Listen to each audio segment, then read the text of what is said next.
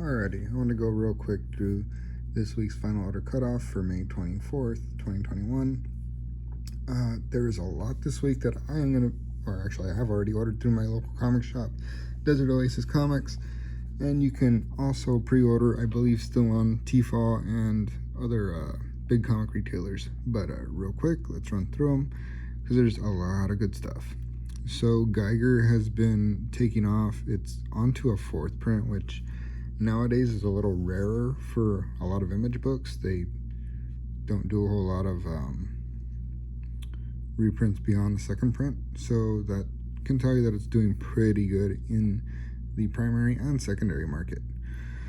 There's another new book. I'm not too sure if I'm going to be checking it out personally, aside from the Tfal variant, but there's a Compass #1 coming out. Besides that, there's not too much coming out from Image that I'm crazy about, except for Radiant Black #4 2nd printing. That particular issue has had a lot of chatter in different Facebook groups. People are saying that they weren't expecting it. It was a mind-blowing issue, and that's not something you see from a lot of indie books in later issues besides #1. So that would probably be a really good one to pick up, just in case it becomes some, mind-blowing moment like Invincible's season finale. People will be looking out for things like that if it becomes optioned and turns into a whole series or something or other. A lot of further issues for Stillwater, Time Before Time, Ultra Mega. Nothing popping out at me there. There's 1.5 million variants for Walking Dead Deluxe. Again, nothing I am jumping at right now. Dark Horse, you may find something that interests you, but again, as far as spec goes, there's nothing there for me. I have a personal choice for IDW's books this week. It's Godzilla #3, Monsters and Protectors #3, the photo cover. It features the plant kaiju Biollante. It's like a plant Godzilla made from like plant cells and Godzilla cells. It's kind of cool, and it's got a really nice cover photo there for the cover art. DC Comics, if you haven't already put Batman or Night 0 Point on your list, those have been flipping for about $20 on release. People really want the codes inside, and I mean, I've been, for the most part, gifting them to friends just because I don't want them to be dropping a whole bunch of money on them to get these 6 skins or cosmetic accessories, whatever else. But yeah, for me, I've been picking up the books just so that way I can help out with codes. If not, then that's a 400% return on investment. As far as DC, I think there's 2 more things. One of them is the Nightwing 81 Pride variant. It's got a Nightwing doing some acrobatics on a flagpole with the rainbow flag. It's pretty neat. Nothing too much else to say about that one. I think it's quirky, it's cool, and it's one of the better Pride Month variants that I've seen, because a lot of them don't feature anything really Pride related. Static #1, well, season 1 #1. That's a new terminology that DC is using for their minis. So like if it does well, it'll go on to season 2, or maybe it'll turn to an ongoing, but that's kind of what they're using as their tagline for more experimental titles, which are featuring, kind of cult favorite DC heroes. Static really didn't take off in comics, but the Warner Brothers series was phenomenal, and this could see some hype just because of the nostalgia factor for the Warner Brothers Static Shock fans. The A cover is nice. The B cover features him fighting the Fire Kid. I forgot what his name was. It looks different in the comics, but still, it's the same character nonetheless. Tfal has a Static #1 variant. I'm not too crazy about it, but it could do well because it's an exclusive cover. If they don't go and punch out 30 million different exclusive covers across 30 million retailers. That's it for DC. Moving on to Marvel. Alien, I'm waiting for the new Alien Queen thing to show up as a non-cameo, because even though it's appeared in the first issue, people go nuts about first full appearances or something or other.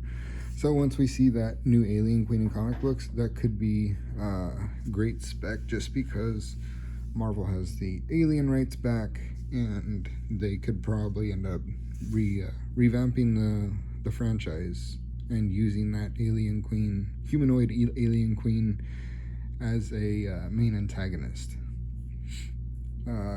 Demon Days Mariko #1 is a new kind of a one-shot. It's kind of a series. It's a Demon Days thing.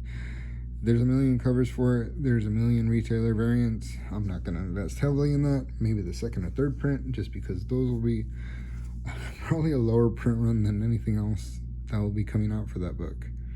Passed on all the Heroes Reborn stuff. Neat concept. I've heard good things as far as writing goes. I'm just burnt out on a new Marvel event every other day. There's a million different Loki collections coming out, as you know or should know. There's a Loki series premiering this coming week, I think, or maybe the week after. It's coming real soon. But you're going to see Marvel putting out a whole lot of Loki stuff. Spider-Man 27 has a cool cover for both of them. I'm not too crazy about the main cover, and I'm not all about the Rose Besh variants, but she does have a bit of a following, so going ahead and buying, pre-ordering a couple copies of the Besh variant would not be prudent. Star Wars action figure covers, X-Men. They're beating the X-Men to death again. They'll probably stop them again for a while, but that's neither here nor there, and I'm passing on all of that. Dynamite has a bunch of different covers for the 4 titles that they have. Again, not too much spec.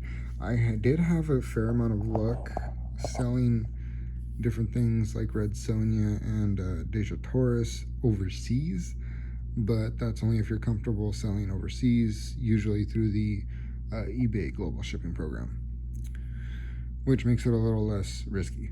But going on from Dynamite, we have Boom. This week there's nothing that I'm going to jump at for Boom. I'm a little burnt out on grabbing a new #1 that's been hyped to hell. I heard 7 Secrets was really, really good. I still haven't had a chance to read my #1. I've been strapped for time for the past few weeks, especially this past week. But going forward through the summer, hopefully I can catch up on a few things before I get hit with this immense wave of books that I'm going to be picking up.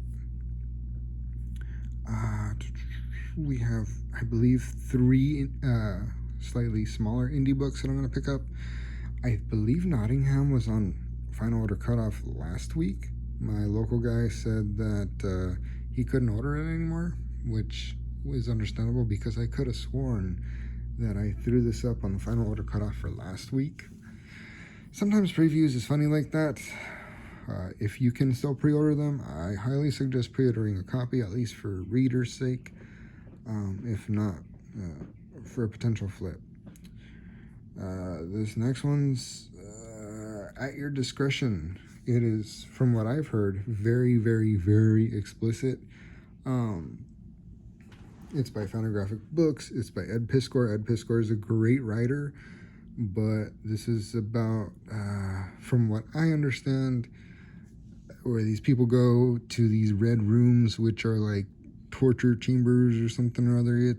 And it gets very gory and gruesome, and some of the imagery is supposedly a little bit too much for people. So again, if you're going to open it up, do so at your discretion. Have some fortitude, because it is not for the lighthearted. Now, there is also a 5, 10, and 15 copy incentive variant. My guy lets me order multiples of a book to buy, to get a incentive cover at cover price. A lot of shops usually just charge whatever they feel is an appropriate price for the incentive variants.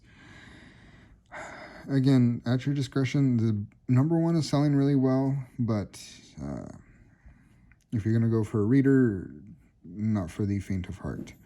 Last thing I'm going to order is You Promised Me Darkness #1 3rd print. It's been being reprinted over and over. I love this reprint. I love cats. And having that all black with the, for like a black cat kind of thing going on, that's just an amazing cover to me. And seeing how well that it's done on the primary and secondary market, I'm going to go ahead and order a couple copies, see if that turns into a thing, and go from there.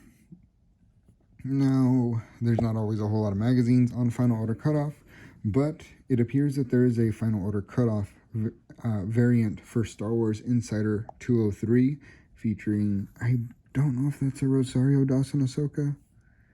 Yeah, you kind of see the face structure there. It's a little less cartoony, a little more Rosario Dawson.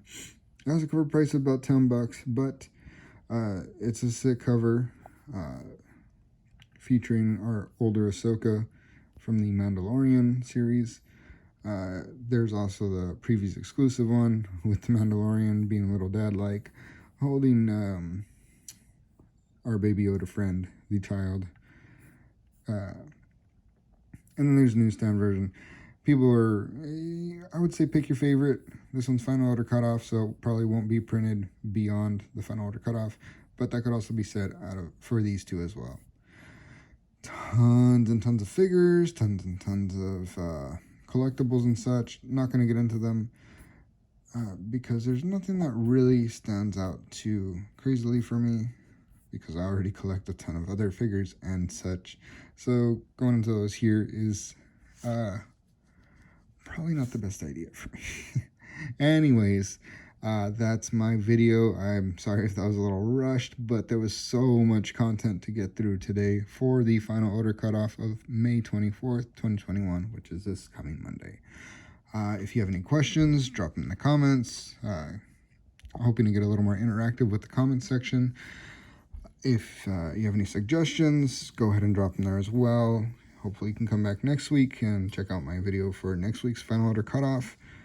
If you could give this a like or dislike, and subscribe just to see what I put out in the coming days, weeks, months, etc., that would be great. Thank you so much for hanging out for 12 minutes, and I will see you next week.